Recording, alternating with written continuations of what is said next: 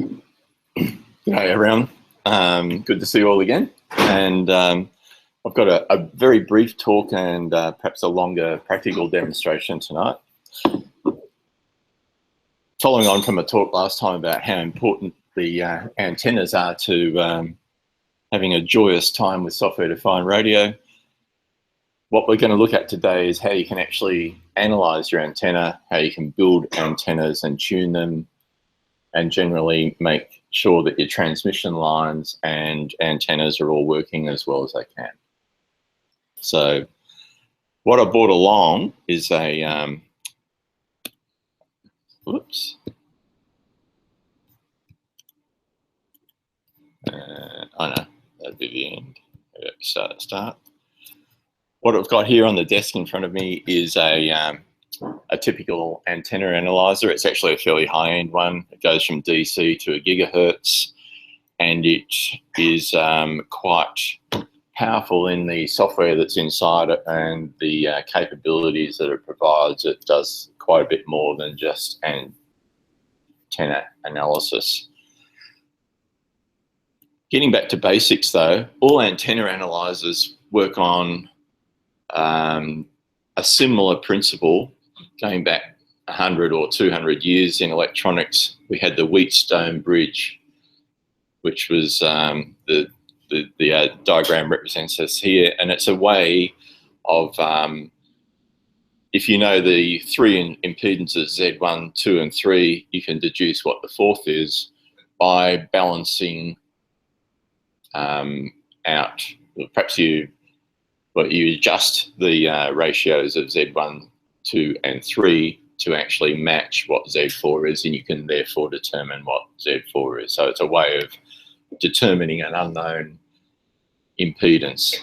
Just stepping back a minute about impedance, I just wanted to quickly run that past you. An impedance is like actually a combination of a real resistance and something we call reactance. And the way that it's normally viewed is to think of it as an imaginary number. So impedance is a real resistance value plus a complex conjugate of a complex number being the reactance. So if you're looking at a load that is very often not just a straight resistance, it will have some capacitance or some inductance associated with it, which will cause a signal that's going in to lead or lag, as distinct from a resistor, which just immediately reflects what you'll put, the voltage that you're putting into it. So all through radio frequency electronics, we deal with impedance, not just resistance. So impedance can be written as Z, as it is here. So think of those as resistors simply if you're looking at an old Wheatstone bridge, they are resistors. But in terms of antenna analysis, we have to think of the impedance of an antenna. And that's why you'll see that a piece of coax is, the impedance of a coax is 50 ohms or 75 ohms. A TV antenna ribbon feed will be 300 ohm, but it's impedance. So that basically what we're looking at is knocking Z4 out of this circuit, putting our antenna there and working out the characteristics of the antenna by varying the bridge. And how that's actually implemented in real life, if we look at circuit 2 here, we've got a very laggy mouse because we're going through a couple of internet hops here, but we put a frequency in from the LC oscillator, and it goes, I think you can make out the bridge structure the bridge structure that we had there with 350 ohm resistors and the antenna in the place of Z4 that we're missing before in the diagram. And you'll see that we're using diodes and capacitors to rectify the signal and smooth it with that capacitor, and therefore getting you a representative DC voltage to read at each of the points of interest of that Wheatstone bridge configuration. The one that I've got here on the desk in front of me is actually quite a bit more sophisticated than that. it's a super heterodyne based vector network analyzer, and the IF frequency in this case is 1 kilohertz, even though we can measure up to a gigahertz. So we've got two frequencies that come in, F and F plus little f. Little f is 1 kilohertz in this case, and that allows you to actually look at, if we look at the top, we've got a directional coupler that goes, effectively does that, the Wheatstone bridge that we're talking about, and then the signals that come out of that are mixed right down to 1 kilohertz, go through a low pass filter.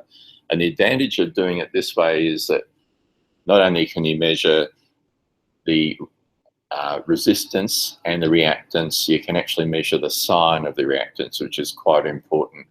As cheaper vector analyzers will only measure the absolute magnitude of the reactance, not the sign of it. It's enough theory. I didn't say we're going to be really light on theory here today, but basically what that configuration gives you is the ability to measure all these things. Now, I won't read through them, but if anyone's got any questions about any one of the things on the list there, please ask questions. Like even now, I'm quite happy to take questions. What's lovely about this sort of configuration and equipment like this is that not only can you plug an antenna into the end connector on the front there, you can just plug a piece of coax in of an indeterminate length, and it will tell you if there's any open circuits in the coax, any short circuits, and it will locate where that is. So if you've got a piece of coax buried under the ground and it goes 200 meters off to the bottom of an antenna, someone's stuck a pin in it to be nasty, which is an old trick, or shovel, cut it with a shovel, you can actually determine to within a few inches along that 200-foot length of coax where the break or the short is. So it will also measure the impedance of a piece of coax. Lots of the times we can buy coax, not quite sure about what the impedance is, we can measure that. It can be used as a simple SWR, standing wave ratio meter, and it's very useful for tuning at here or at the end of a piece of coax the impedance and reactance of an antenna.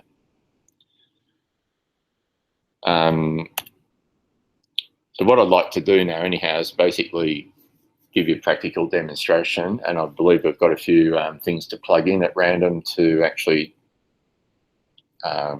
show you how it works and what the output looks like and what we can figure out from it. What we're starting off with is we've attached a 50 ohm calibration termination, and I'm just done a sweep already from 50 megahertz to 950 megahertz on it, and we'll see how good it looks. I'm going to work out how to use my Mac to get out of. There we are. All right, we're doing a new sweep. We can all see that. Okay, so what we're starting off with here is 50 megahertz, 200, going right up to 950. The red line is the standing wave ratio, which you would hope would be 1 to 1 the whole way. The 2 is effectively the. I'll have to wait until the legend comes up at the end so I can remember what everything is.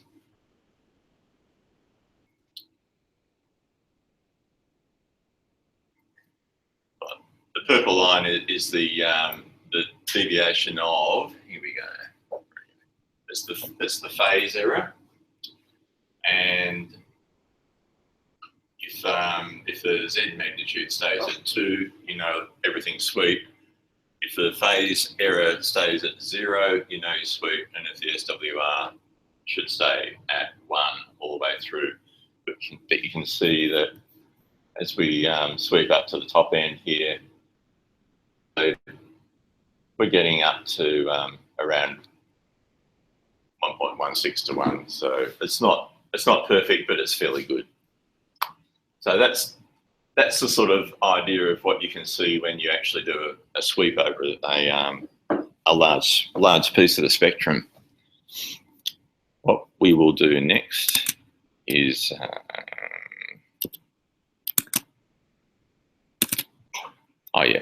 next we'll just connect what I've got here is a random piece of wire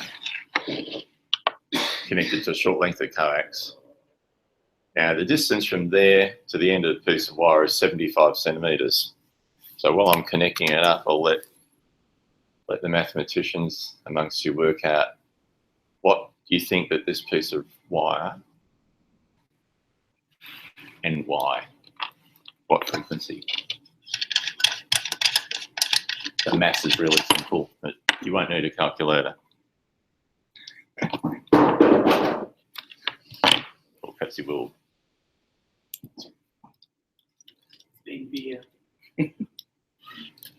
Well, let's just say, given the speed of light at 100 megahertz, what's the frequency? What's the wavelength at 100 megahertz? 3 meters. So if this little random piece of wire is a quarter of 3 meters, then effectively what we're looking at is a quarter wave vertical here. So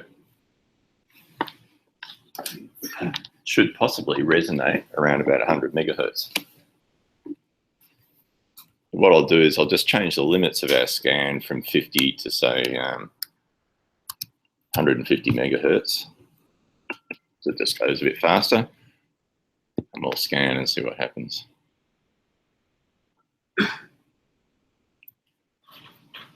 And in fact, if we come across here and look, it's not perfect because it's draped all over the place. Unfortunately, we can't sort of like hold it up. And perhaps if I put that vertically, it might go a little bit differently. All right. We'll do a rescan and you can see how much things change as we, similarly, we'll ignore that first dip and you can see that roughly around about 108 megahertz, that you can tell by the dip in the SWR, it's going down to around almost getting towards 2 to 1, which isn't too bad. And the phase error is moving up towards 0 there. That's the resonance frequency of that rather haphazardly laid out piece of wire.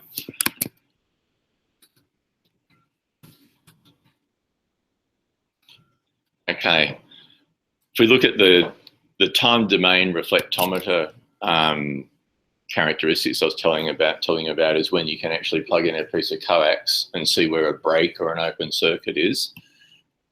Would you like to try your piece of coax that you bought?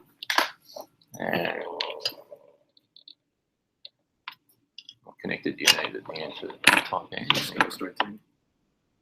Yeah. What we're going to do is connect a length of coax which has no termination on the end, and so it'll effectively, it's an open circuit. It's like if someone's snipped your cable. We go and look at time domain reflectometer mode. We'll go to meters and we'll do a scan on that piece of cable.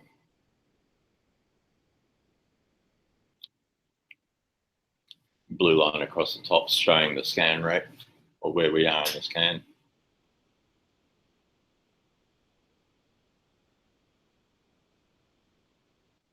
Have to wait until it's finished for us to actually get a result. And bang, you can see it's a nice 50 ohm piece of coax until we get to about 1.2 meters, and then it goes open circuit.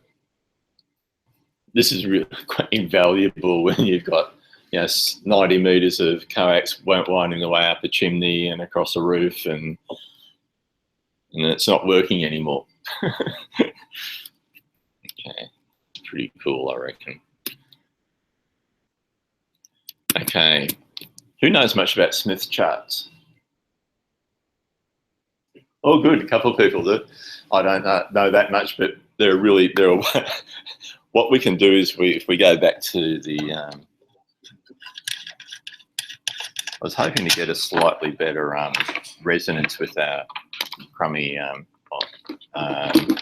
quarter wave antenna here, but a Smith chart is a two-dimensional view that's quite popular in radio frequency engineering for giving you an idea of how the reactance of a load changes with frequency. I won't go into the details of it unless someone else would like to elucidate on it, but it's, we'll just do a scan over this piece of wire again. Oh, sorry, turn that off.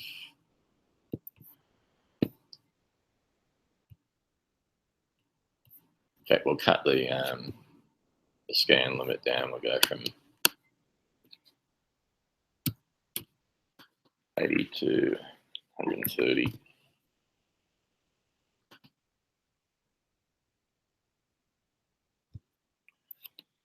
So you can see a nice resonance there at 108 megahertz. And if we go and look at the Smith chart for that, the goal of the Smith chart is to be sitting here at 1, the unity level. If we think of the horizontal axis in a Smith chart as resistance, the vertical axis is reactance. So this is the real value of the load. This is the imaginary value of the load. One direction is inductive, and the other direction is capacitive. An ideal antenna would be sitting around about the center of the Smith chart.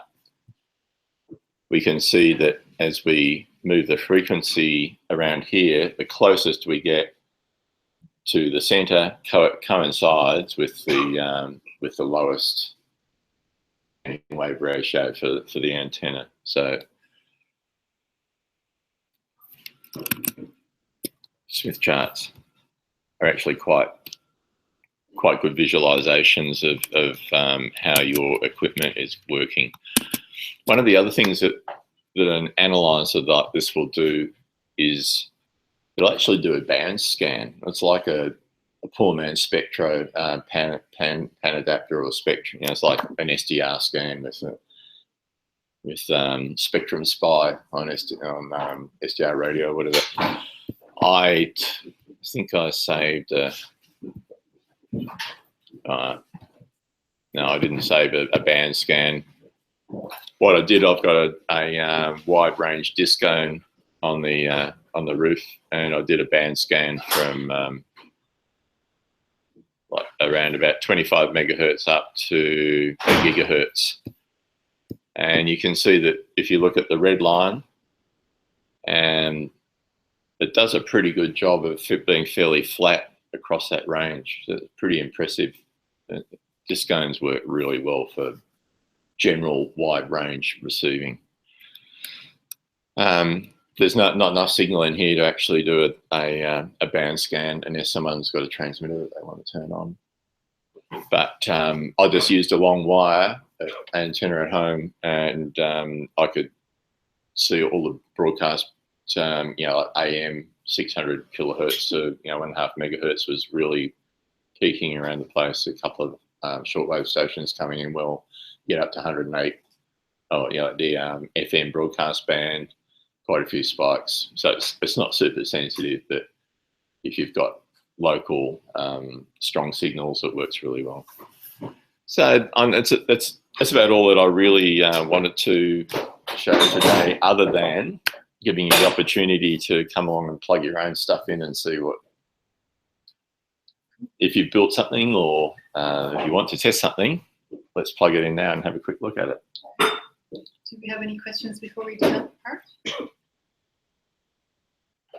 What's the damage? It's a bit savage. It's like, I think it's $690 US, which costs you like $1,000 by the time you get it here. Yeah.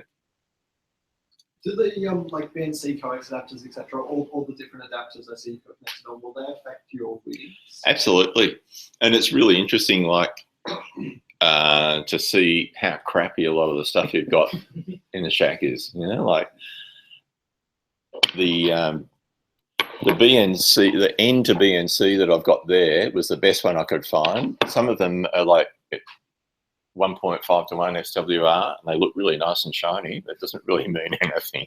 I can see a few nods in the audience. There's like a huge variety at sort of 27 megahertz in the good old days, you know, like it didn't really matter. If you're up around 900 megahertz or whatever, matters a lot, the quality. And to be honest, I don't know how you pick them. You know, you can pay $25 for something, you can pay $3 for something, and you don't really know what you're getting. Well, I don't know where to get the good stuff. Do you? When it comes to yeah. So, a quick answer is yes. Huge difference. But the only way to, but at least you can test everything you've got and find. Can you subtract? Can you test the connector and then subtract the value from that? You could, but I think that's sort of a bit defeating. Well, yes, you could, but why would you use this something that's obviously not 50 ohms impedance and might have contact, you know, loss and is not linear over the frequency band that you're interested in, and you don't want to play with it. Chuck it out. So, yeah. Can you do a calibration on it? Oh, yeah, I should hasten to add that given the complexity of that sort of double superheterodyne, yes, every time you plug in on a new computer or whatever, you've got to, it comes with 3 very high quality loads, a short, an open, and a 50 ohms. It's a bit of a nuisance having to do it every time, but yeah. I've done what I know. Yeah, and I think you can also, you know, buy out of other loads like 200 ohms and 300, and yes. Agile would make really nice. Right. Yeah, so I think what we have here is an active antenna? No. No. Okay, cool. Let's plug it in there. Some sort of a patch.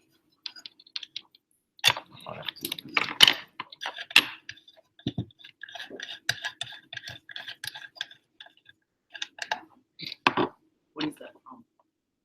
I got it from Horace, just to ask him. Allegedly. We'll find out. On testing these as well, these guys Canberra, apparently there is an unofficial sponsor of Road Schwartz who will be bringing some equipment along, expensive equipment for our antenna. So if anyone's when you bring antennas, you can get them tested pretty well. Yeah. I think the Road and Schwartz equipment is a little step up from this. It's also like 40 times the price, I think. Yeah. Exactly. Yeah. So, I think around about 40 grand or something. Yeah. So bring your antennas along. Would you like to specify a range that we scan your antenna over? You don't want to start with DC, do you? No. No point. But what? Resonance down there is a problem. Yeah, exactly. So let's look from 500 to 999.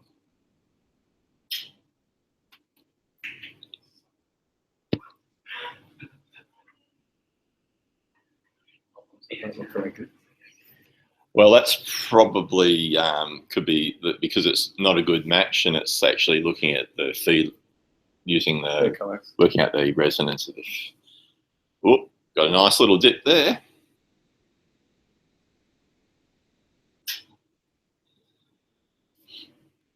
Well, for my money, at 883, you've got 0 phase error. You've got a pretty awesome SWR, and the Z magnitude's right on too. So Yeah, it's nice resonant frequency. nicely tuned to 883 megahertz. Is that what you want? No. It's meant to be 915. Yeah, well, I'd be snipping some bits off somewhere.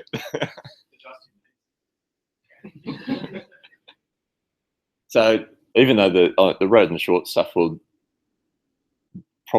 possibly disagree a little with this, but possibly not. But for something of this nature, this is sufficient to actually, if you're building an LTE antenna, for example, this would be fine at 800 or 900 megahertz to know that you've got it cut to the right length, or that you've matched your you got your matching right, your stuff matching or whatever.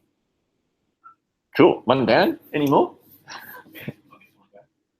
Oh, excellent. Okay. That's up to you. So if it's really bad, we can use them. That's the idea. Would you like it to go out straight or point up? Probably don't matter because it's a 2.4 gig or Bluetooth. So. Oh, right. But yeah, this only goes to a gig. Remember? Yeah, that's what I mean. Oh, okay. Let's see what it does underneath it. Yeah.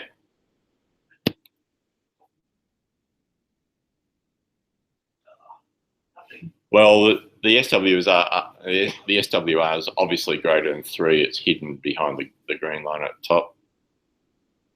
Yeah, we're not doing very much here at all, are we? Yet.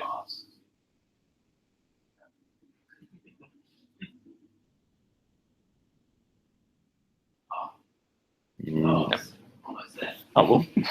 Keeping up with the gig. That's probably my crappy there. Yeah, I agree. Yeah. I bought a rubber ducky from a 2 meter handheld, 144 meg handheld. We'll give that a go.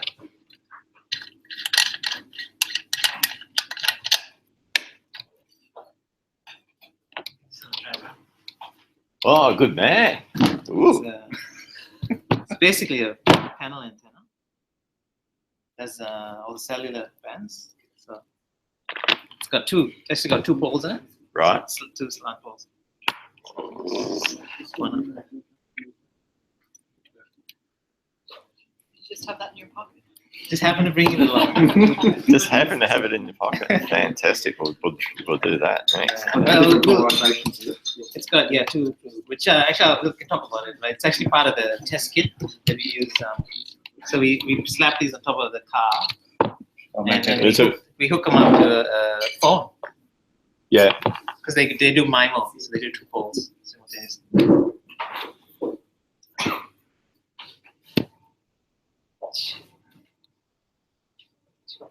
Classic 50 ohms.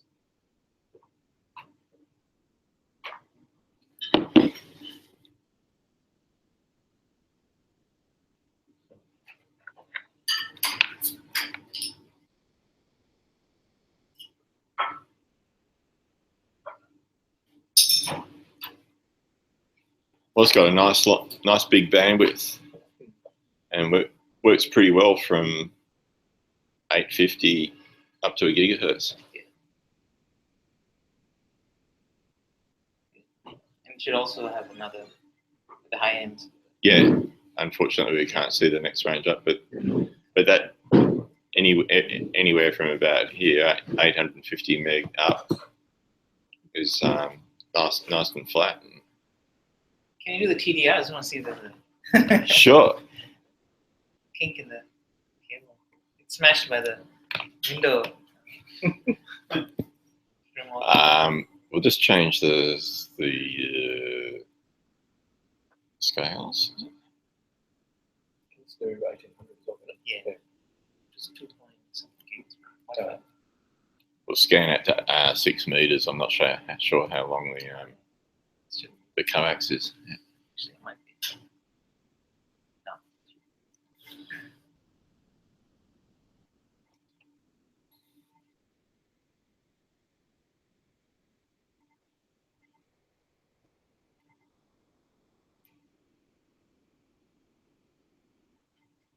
Oh, okay. Oh well, it's 50 ohms until it gets to 4.7 odd meters, and impedance goes very high.